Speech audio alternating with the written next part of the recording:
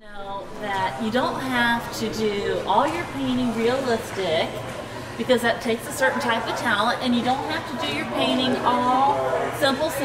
You can do a combination of both. And I think it looks great. For instance, this one, we call it a paint by number technique. Anybody can do it. Usually one person is the one drawing the lines. We use overhead projector transparency, and we project our image, and you can turn it into something really fun. And then we have work that is more complicated, that definitely takes an artist to be able to do. So for instance, Mike pulled all of his references of his monkeys. He didn't even bother to use the projector, and he drew it up himself and painted it up himself. And we're going to sprinkle those guys on rooftops and mountaintops, and yet they both are going to go great together when the end result is all up. So what I am doing is some really quick, very quick zebra striping. So I taped off this area, and I'm coming back for just the quickest zebra stripes ever. So we're just doing some design, but not going crazy, so that we can have a little something fun up there.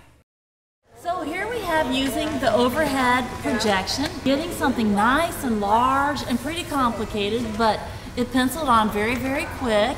You can take a basic piece of art and you can really jazz it up pretty simply. In our stores, they're starting to sell stained glass, coloring pads, or just idea books, but it just has all kinds of great animals in it.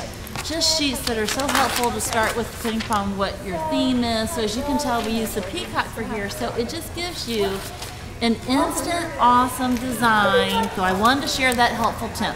So this kept somebody busy for a couple of nights. They had a good time doing it.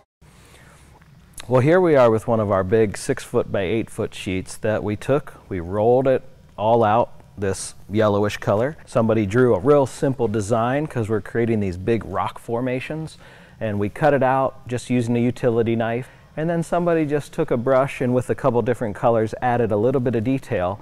And as you can see, that this is going to go on our set. It's going to fill in a lot of some of our spaces kind of in between some of our key features, and it makes great backdrops. So this is just one good example of how one of the big sheets that we rolled out with just a little bit of detail can make something really cool and take up a lot of space and add a lot of color and fun to your set.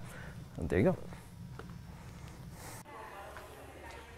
And we outline things to just really make it pop on the stage. I mean, you think everything is going to look great from afar, but when you have a bunch of pieces and parts, you just really want to make each one of those things separate one from another. Our artists will always do a great job outlining the animals, and any small detail work, we always outline it really dark.